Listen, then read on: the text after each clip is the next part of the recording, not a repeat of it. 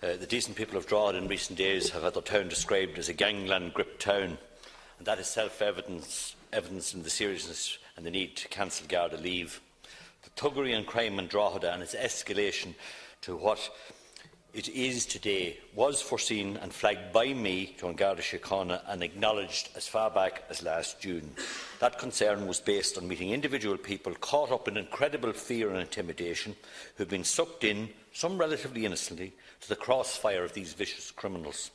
Many of these young people have never come to the attention of Garda Síochána, and many more continue to be sucked into the criminal underworld. Some subsequently have had to seek anonymity and emigrate, while the families continue to be intimidated by these gangs seeking retribution for the deaths they have cleverly and deliberately made sure that accrued to secure false loyalty of these young people and the expansion of the criminal activity. Be under no illusion, Minister, that what is happening in Drogheda is not confined there, but being experienced in all our smaller towns and villages in Louth and beyond, where these thugs' tentacles is causing grief and will continue to further expand unless some of the steps that I will outline in my further contribution are taken. I'm very much aware, last Ceann of the impact that the type of criminal activity that took place in Drogheda last weekend has on a community.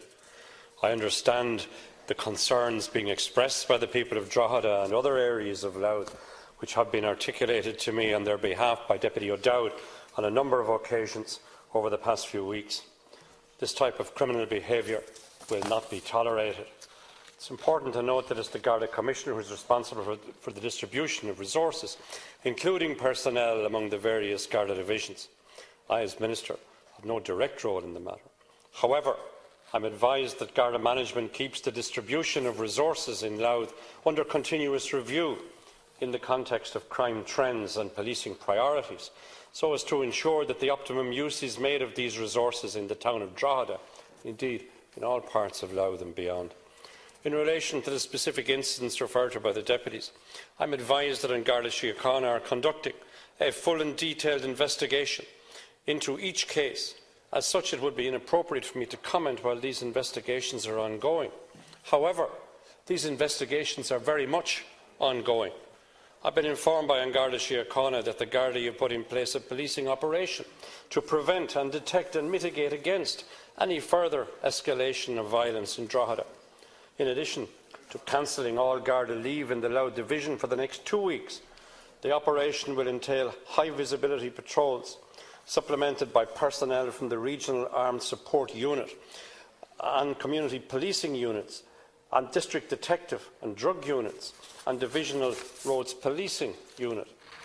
Garda Síochána have further advised that they will continue to make every effort to disrupt the activities of any groups who may be involved in these incidents, to arrest and prosecute offenders, deny access to road networks for those involved in this unacceptable behaviour.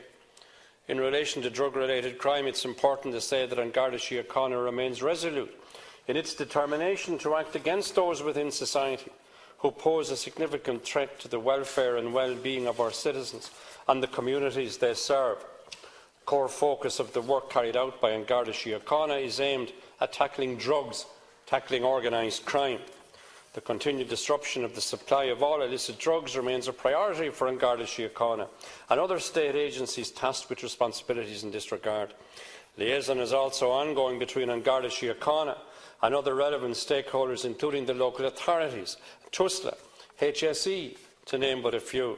I want to take this opportunity to reiterate, if anybody has any information in relation to these incidents in Drogheda, that they would please contact their local nearest Garda station or through the Garda confidential line, telephone 1800 666 111, as soon as possible. Any information, no matter how small, could be of great assistance to the ongoing Garda inquiries and investigations in Drogheda. Minister, I want to acknowledge your contribution, but also I want to acknowledge the importance and the efforts of the Garda Síochána, the joint policing committees and indeed the local authority and other agencies in doing their best with the resources that they have to tackle any form of antisocial behaviour or organised crime. but often whose hands are tied due to lack of resources.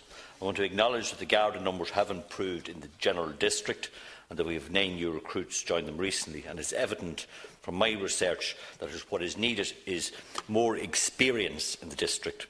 Manpower is one thing, but the need for an enhanced Garda fleet, proper community policing is self-evident, and they are currently depleted and sometimes non-existent, given an opportunity for free rein for these drug barons.